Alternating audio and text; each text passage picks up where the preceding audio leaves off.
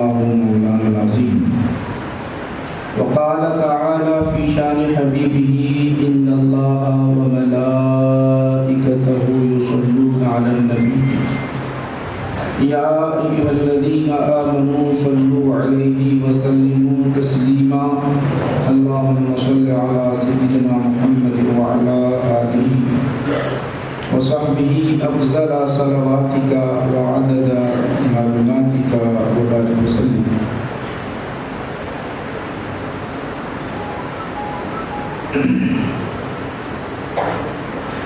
صدر محفل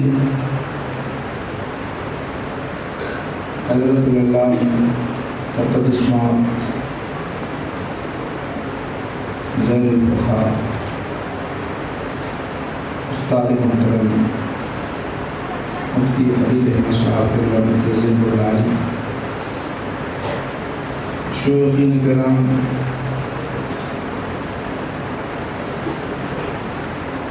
علماء کرام، مشائخ نظام، عزیز طلبہ، معزز سامعین و سامعات،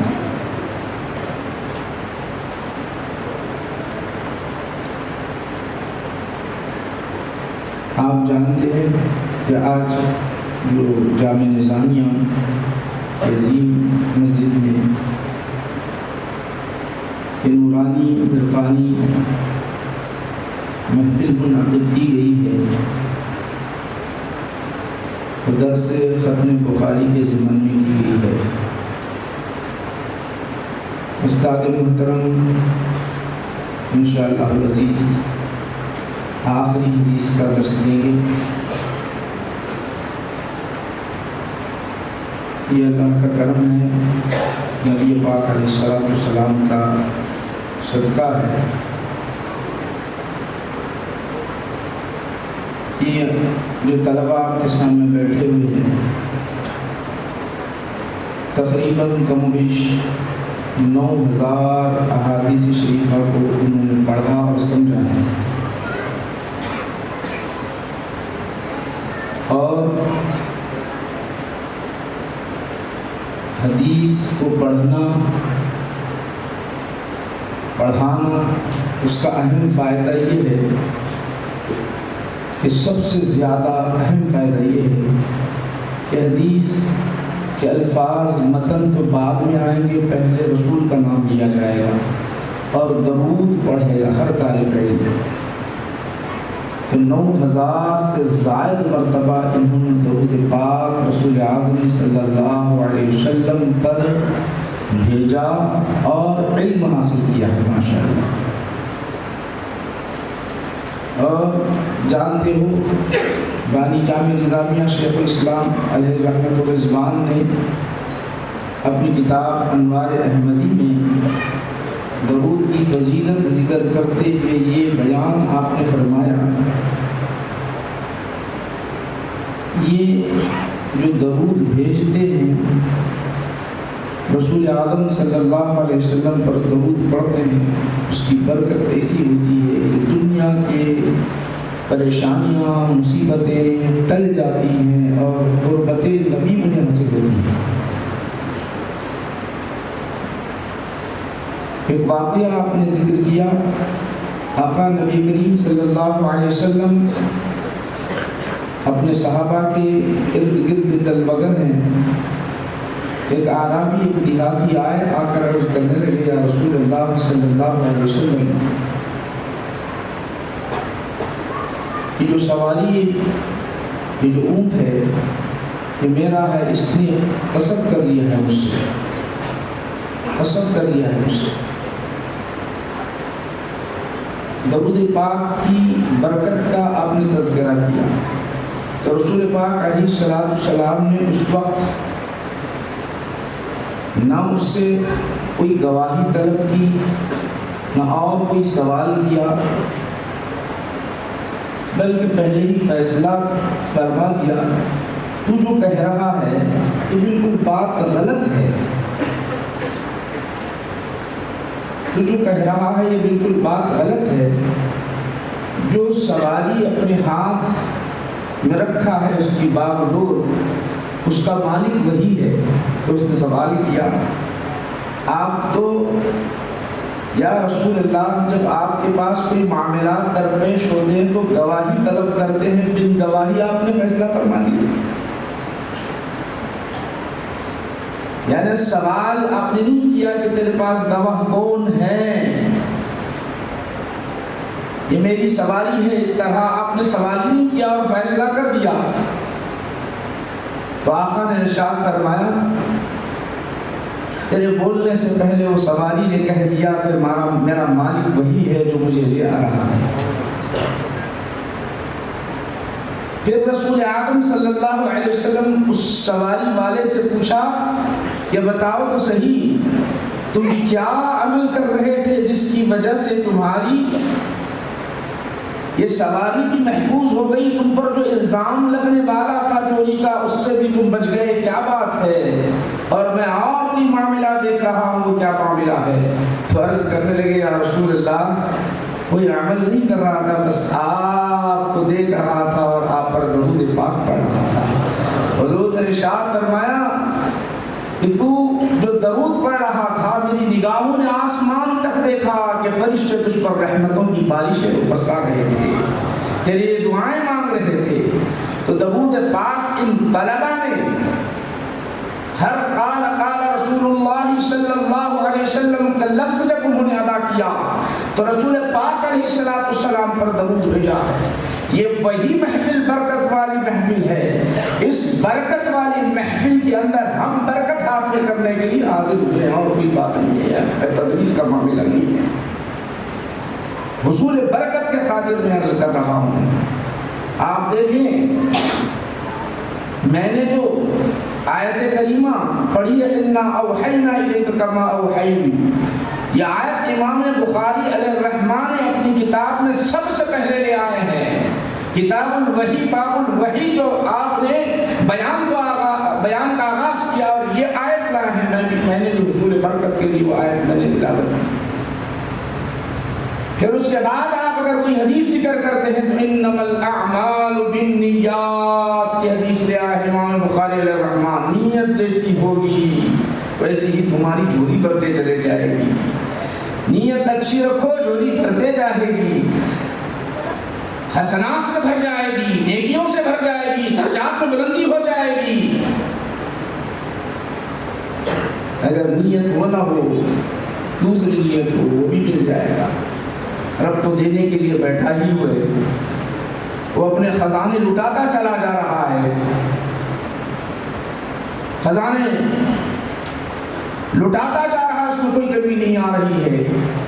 نیت جیسی ہوگی تو یہ نیت ماشاءاللہ امام بخاری نے ابتدا سے یہ فکر طلبہ کو دی، پڑھنے پڑھانے والوں کو دی، نیت صاف و شفاف ہو، اچھی نیت ہو، کوئی دنیا کی فکر نہ ہو، دین کی خدمت کی نیت ہو، اچھی نیت ہو تو ہر وقت ہر آن تمہاری جھولیاں بھرتے چلے جائے گی۔ پھر نیت کے ساتھ اخیر میں جو باب قائم کیا استاد محترم انشاءاللہ العزیز کو پڑھائیں گے بھی، درس دیں گے انشاءاللہ العزیز۔ اخیر میں حساب میزان کا بیان کیا، میزان کا میزان دیکھو، نیت اگر اچھی ہے تو نیکیوں سے بھر جائے گا، پلہ بھاری ہو جائے گا، نیت اگر خراب ہے تو سمجھو نیکیاں کمی ہو جائے گی، نیکیوں کی کمی ہے۔ مگر پھر بھی میں کہتا ہوں، میرا قلب کہتا ہے مومن ہے تو اس کی نجات ہے۔ شیخ الاسلام علیہ رحمت الرضوان نے اسی میزان کے متعلق ایک حدیث لیا ہے انوار احمدی کے اندر، گناہ گار جب گناہوں کے دلدل میں پھنس جائے گا، حساب و کتاب ہوگا، حساب و کتاب ہونے کے بعد وہ حامل ہوگا، یعنی وہ ہوگا گناہوں کو اٹھانے والا، گناہوں کے بوجھ میں دبے جانے والا، اسے جہنم میں جانے کا جب یقین ہوتا رہے گا کہ میرے تو اعمال اتنے خراب ہیں، اب ہوگا کیا، اب ہوگا کیا، میزان کی بات شیخ الاسلام علیہ رحمت والرضوان نے حل کر دی، ترازو میں تولا کیسا جائے گا؟ عقل والے بہت کچھ بولتے رہے، اعمال کیسے تولے جائیں گے؟ اعمال کوئی شے ہے؟ اعمال کوئی شے ہے؟ اس پر بے حساب علمی بحثیں ہو گئی۔ شیخ الاسلام علیہ رحمت الرضوان نے حدیث لے آئی، آپ نے فرمایا ایک مختصر سی چٹھی ہوگی، ایک مختصر سی چٹھی ہوگی، گناہوں کا پلہ اتنا بھاری وزنی ہوگا، اتنا بھاری وزنی ہوگا کہ اسے یقین ہو جائے گا کہ اب مجھے نہیں معلوم کہ جہنم میں جانے کا حکم مل جائے، مگر ایک چٹھی جب ڈال دی جائے گی اتنی وزنی ہو جائے گی، وہ وزنی اتنی چٹھی ہو جائے گی، وہ جنت کا مستحق بن جائے گا، جنت کا مستحق بن جائے گا۔ شیخ الاسلام علیہ رحمت والرضوان نے فرمایا وہ نام ہوگا محمد رسول اللہ صلی اللہ علیہ وسلم، ان کے صدقے میں جہاں آپ شفاعت فرمائیں گے، آپ کے نام کی وجہ سے ہماری بخشش ہوگی۔ وہ ترازو نام محمد جب رکھ دیا جائے گا، اسی لیے آپ پڑھیں سبحان اللہ و بحمدہ سبحان اللہ العظیم، یہ حدیث آپ پڑھتے ہیں، زمین و آسمان بھر جائے، اتنا ثواب ہے، اتنا ثواب ہے۔ ارے نام محمد میں کتنا ثواب ہوگا اندازہ کر لو، اس کا وزن کتنا ہوگا اندازہ کر لو۔ تو ماشاءاللہ یہ ہمارے طلباء ہیں جو آج آخر حدیث پڑھنے جا رہے ہیں، ماشاءاللہ بہت ہی خوشی کی محفل ہے۔ آپ پڑھے ہی ہیں کہ ماشاءاللہ تقریباً ہمارے باہر سے مہمان آئے ہیں، تقریباً جامعہ نظامیہ سے محبت کرنے والے، واقعات نہیں کرنا چاہیے، اور فارغین بھی ہیں، اس میں بزرگ بھی ہیں، بڑے علماء ہیں، ہمارے اساتذہ بھی ہیں اس کے اندر ماشاءاللہ۔ میں عرض کر رہا ہوں کہ آپ تقریباً اشخاص عوام یہ جانتے ہیں کہ حدیث کس کو کہتے ہیں، حدیث کہتے کس کو ہیں، سب کوئی جانتے ہیں۔ فن حدیث ایک الگ چیز ہے، حدیث کس کو کہتے ہیں؟ رسول پاک علیہ السلام کے اقوال، افعال، احوال حدیث کہتے ہیں، ہر کوئی جانتا ہے۔ فن حدیث سے ناواقف، فن حدیث ہے کیا؟ سب سے پہلی بات ذہن میں بٹھا لے، حقیقت میں اصل چیز پہلے وجود میں آتی ہے، بعد میں اس کی اصطلاحات بنتی ہیں۔ یاد رکھیں، کسی بھی علم کا تعلق ہو وہ پہلے وجود میں آتا ہے، پھر اس کے فنون، اس کے اصطلاحات بعد میں وجود میں آتے ہیں، بعد میں وجود میں آتے ہیں۔ اسی طرح حدیث کا معاملہ ہے۔ آج فن حدیث سے علم حدیث کے متعلق پوچھا جائے تو بہت کم لوگ واقف ہوتے ہیں، جس کی وجہ سے بہت بگاڑ پیدا ہوتا ہے، بہت بگاڑ پیدا ہوتا ہے۔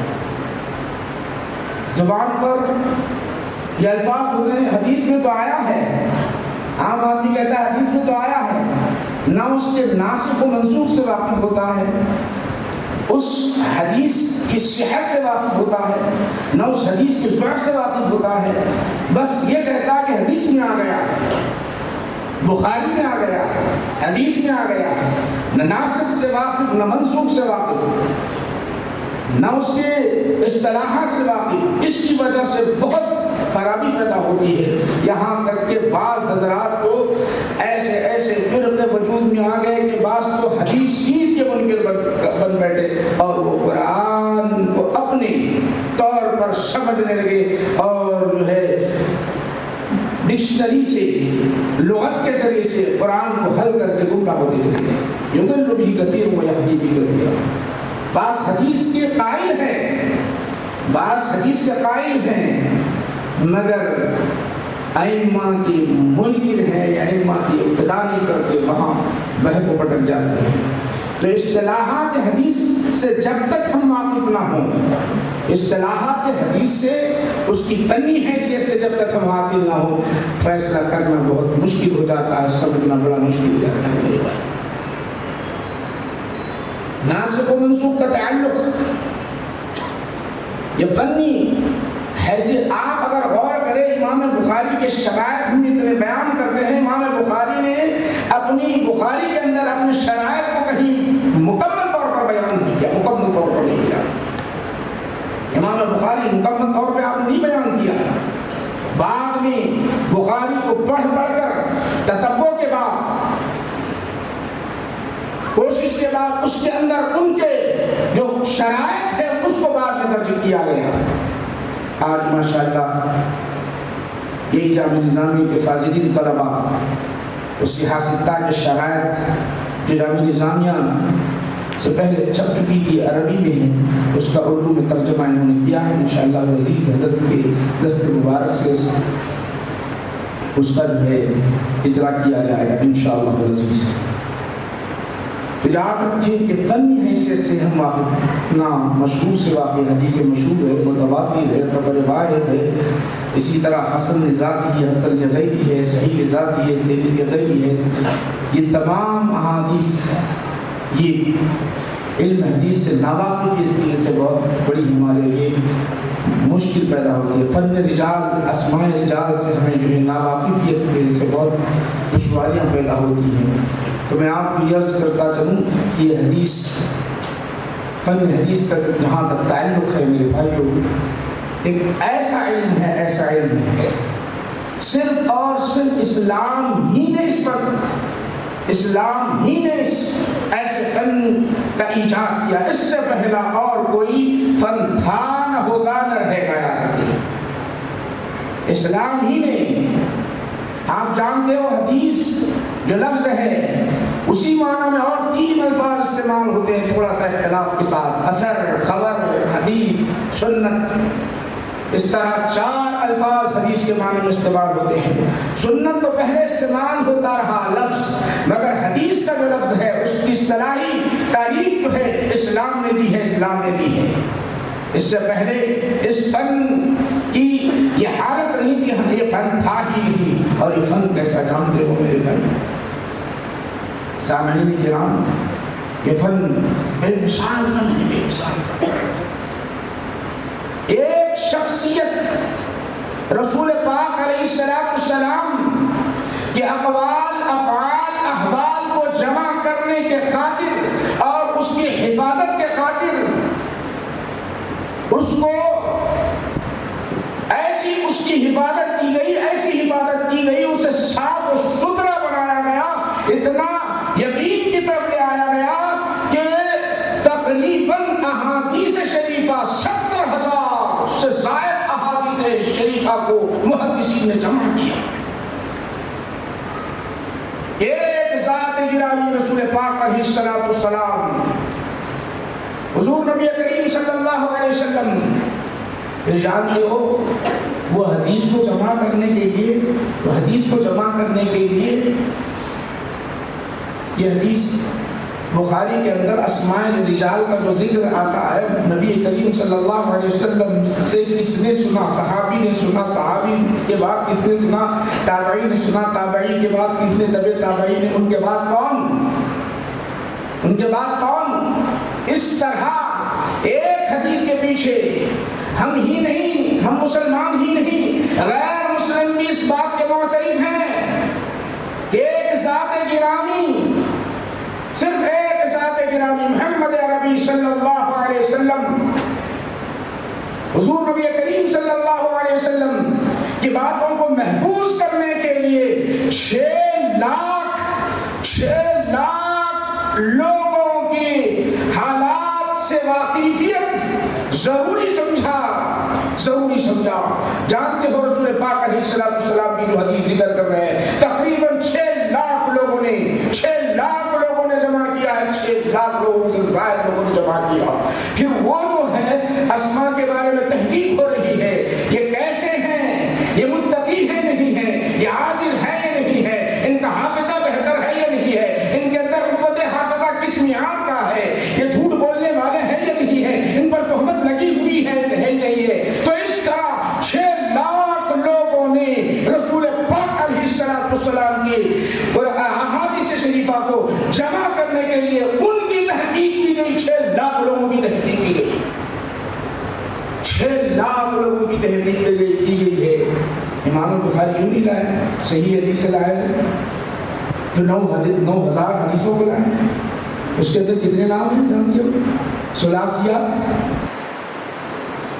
کے بعد کے تقریباً احادیث شریفہ. اس طرح 6 لاکھ لوگوں کے حالات کا تجزیہ کیا گیا. کیوں تجزیہ کیا گیا؟ متقی رہنے دو، پرہیزگار رہنے دو، عالم رہنے دو، اپنی جگہ ہے.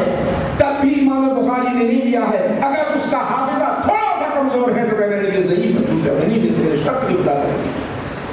تو اس طرح 6 لاکھ لوگوں کے حالات تعجب کرتے ہیں. آپ جانتے ہو موسیٰ علیہ السلام کے ماننے والے دنیا میں زیادہ ہیں، عیسیٰ علیہ السلام کے ماننے والے دنیا میں زیادہ ہیں، ابراہیم علیہ السلام کے ماننے والے دنیا میں زیادہ ہیں. آپ بولیں گے کیسے؟ ابراہیم علیہ السلام کو بھی تو مانتے ہیں، ایمان لاتے ہیں، ان کی شریعت پر عمل نہیں کرتے. موسیٰ علیہ السلام کو ہم بھی مانتے ہیں، ایمان لاتے ہیں، ان کی شریعت پر عمل نہیں کرتے. عیسیٰ علیہ السلام کو ہم بھی مانتے ہیں، ان پر ایمان لاتے ہیں، ان کی شریعت پر عمل. اتنے ہونے کے باوجود یاد رکھ لیجیے، اتنے ماننے والے ہونے کے باوجود، ابراہیم علیہ السلام کے طرح ماننے والے ہونے کے باوجود، موسیٰ علیہ السلام کے طرح ماننے والے ہونے کے باوجود، عیسیٰ علیہ السلام کے ماننے والے ہونے کے باوجود، جانتے ہو ان کے اقوال کو؟ کتنے اقوال ہمارے سامنے؟ ابراہیم علیہ السلام کے اقوال ہمارے سامنے کتنے؟ دنیا کے سامنے، ان کی امت کے سامنے کتنے ہیں؟ موسیٰ علیہ السلام کی امت کے سامنے کتنے اقوال ہیں ان کے؟ عیسیٰ علیہ السلام کے اقوال و افعال کتنے ہیں ان کے پاس؟ بمشکل 200 400. ابراہیم علیہ السلام کی امت کے پاس کہاں؟ صرف عیسیٰ علیہ السلام کے ماننے والے جو ہیں ان کے پاس ان کے اقوال اگر نقل کیے جائے تو 200 400 ہزار کے اندر، مگر نبی کریم صلی اللہ علیہ وسلم کے اقوال و افعال و احوال 70,000 سے زائد اقوال و افعال ہیں. 70,000 سے زائد اقوال و افعال ہیں. فن حدیث جب تک ہم کو نہ حاصل ہو میرے شاید بزرگوں ہم فیصلہ نہیں کر سکتے. تو آئیے ایک دو باتیں ذکر کر کے اپنی بات کو ختم کرتا ہوں. ماشاءاللہ میں سبھی کو مبارکباد پیش کرتا ہوں. جیسا کہ استاد محترم ڈاکٹر مولانا سیف اللہ صاحب اللہ منتظر اللہ نے ذکر کیا کہ ہمارے پاس شروع سے وہ ختم بخاری کا سلسلہ شروع سے جاری ہے. انشاءاللہ ہمیشہ جاری رہے گا، چلتا رہے گا انشاءاللہ العزیز. خاص کر یہ اخلاص انما الاعمال بالنیات کی بات ہے. بانی جامع نظامیہ نے توکل کی بنیاد پر جامع نظامیہ کو قائم کیا ہے. جامع نظامیہ کو جو قائم کیا ہے توکل کی بنیاد پر قائم کیا ہے. آج آپ دیکھ رہے ہیں وہی توکل کا ثمرہ ہے جو چل رہا ہے اور چلتا ہے. اس میں کوئی انشاءاللہ العزیز کو رکاوٹ نہیں آئے گی اور چلتے رہے گا انشاءاللہ العزیز. تو آئیے امام بخاری کے معاملات کیونکہ فن حدیث کے متعلق کر میں آپ باتیں الگ تشریحات کرتا ہوں تو مشکل ہے. اتنی بات ذہن میں رکھ لیجیے کہ نبی کریم صلی اللہ علیہ وسلم کی ذات، ان کے احوال، ان کے افعال، ان کے اقوال کو جمع کرنے کے لیے 6 لاکھ لوگوں کے احوال کو جمع کیا گیا. اندازہ کرو اس سے فن حدیث کی اہمیت کیسی ہے. اب وہ 6 لاکھ لوگوں کے حالات ان کیسے ہیں، متقی، ان کا حافظہ کیسا ہے، استاد کے پاس زیادہ رہ نہیں رہے، ان کے ساتھ کے پاس کم رہے، پھر یہ سب بحثیں الگ آتی ہیں. اس سے اللہ امام بخاری کی ایک شرط ہے لقاء ملاقات ہونا. لقاء کی بڑی سخت شرط ہے ان کے پاس. وہ ایک شرط ہے بعض لوگوں کو سمجھ بھی نہیں آتا. ایک صاحب عام آدمی میں سے تھے، کہنے لگے لقاء آپ بولتے ہیں مطابق ملاقات سمجھ میں نہیں آتی. بات بزرگ کہیں سمجھ میں نہیں آتی. اگر کیا ہے لقاء شرط ہے یہ بتاتے ہیں. ہم نے شروع سے سنتے آئے لیکن اور سمجھ میں نہیں آئی بات. وہ بزرگ جانتے ہیں یہاں پہ یہ بزرگ حضرت مولانا ابوالوفا افغانی علیہ الرحمہ کو بھی جانتے ہیں. ایسے بزرگوں بھی جانتے ہیں تو پھر اب ان کو سمجھانے کے لیے میں ایک بات عرض کروں.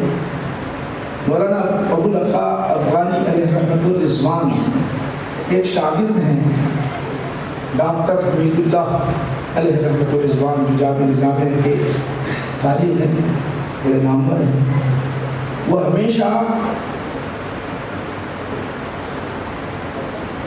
ہندوستان حیدرآباد جب چھوڑ دیے تو ہمیشہ سفر میں رہے، دین کی خدمت کرتے ہوئے، دین کی خدمت. ہزاروں لوگوں کو انہوں نے مسلمان بنا دیا، ہزاروں لوگوں کو مسلمان بنا دیا. تو لقاء مولانا ابو الوفا افغانی علیہ الرحمہ کو آپ خط لکھتے تھے، خط لکھ کر جواب طلب کرتے، کسی مسئلے کے اندر جواب طلب کرتے.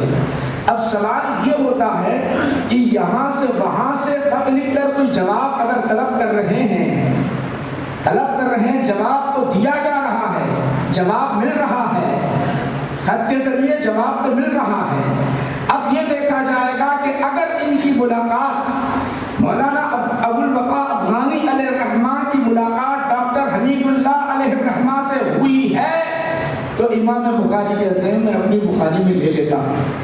اگر نہیں ہوئی ہے، اسی طرح خطوط کے ذریعے سے اور کسی اور ذریعے سے اور کسی اور ذریعے سے میں علم حاصل کرتا ہوں تو امام بخاری کہتے ہیں نہیں لیتا، اور دوسرے امام مسلم وغیرہ لے لیتے ہیں. تو انہوں نے اکتساب علم حاصل کیا. ڈاکٹر حمید اللہ علیہ رحمۃ الرضوان نے وہاں سے حاصل کیا، دور رہتے ہوئے حاصل کیا. تو امام مسلم نے اس کو لیا. دیگر جو ہے اور جو ہے محدثین نے اپنی کتابوں میں ان کے احادیث شریفہ کو لیا. لقاء کا جو معاملہ ہے وہ اس طرح کی ان کی بڑی شرط بڑی سخت ہے امام بخاری کے شرائط میں سے. امام بخاری علیہ رحمہ کا مقام و مرتبہ ہم کیا جانیں. رسول پاک علیہ السلام نبی کریم صلی اللہ علیہ وسلم کے پاس خود مقام مرتبہ ہے. آپ جانتے ہو رسول پاک علیہ السلام ابو زید مروزی رحمۃ اللہ علیہ کے خواب میں تشریف لائے. خواب میں تشریف لا کر فرماتے ہیں اے ابو زید کب تک تم امام شافعی کی کتاب پڑھتے رہو گے، میری بھی کتاب پڑھو. اب اندازہ کرو کہ رسول پاک علیہ السلام نے خواب میں ارشاد فرمایا کب تک تم یہ کتاب پڑھتے رہو گے، میری بھی کتاب پڑھو. تو عرض کرنے لگے یا رسول اللہ آپ کی کتاب کون سی، آپ کی کتاب کون سی.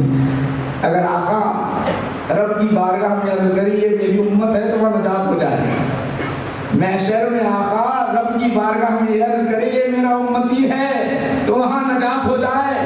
تو اب آقا نبی کریم صلی اللہ علیہ وسلم ارشاد فرماتے ہیں میری کتاب بھی پڑھو، اس سے بڑھ کر ان کا کیا مقام ہوگا، ان کی شان کیا ہوگی. آقا خود ارشاد فرمائے یہ میری کتاب ہے. تو اب یہاں سوال یہ پیدا ہوتا ہے اے واقعے کو بولنے والوں، ہر مقطع فکر سے واقعہ بیان کیا جاتا ہے، ذرا بولو تو صحیح. آقا آرام فرما رہے ہیں امام بخاری کی کتاب کیا حضور نبی کریم صلی اللہ علیہ وسلم کی نگاہوں میں نہیں، ان کے علم میں نہیں، امام شافعی کے کتاب ان کے نگاہوں میں نہیں، ان کے ذہن میں نہیں، ان کے علم میں نہیں ہے، تبھی کہہ رہے ہیں امام شافعی کی کتاب ہے میرے پاس مقبول ہے.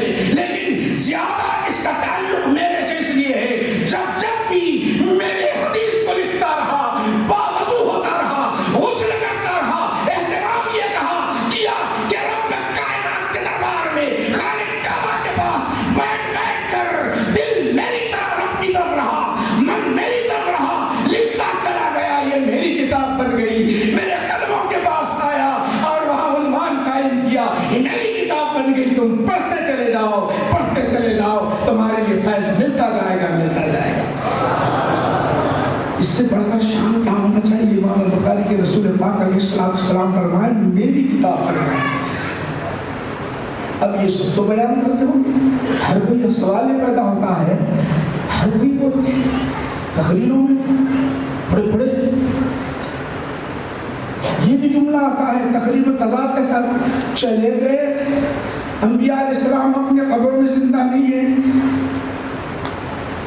یہ تو بولے یہ سب سامنے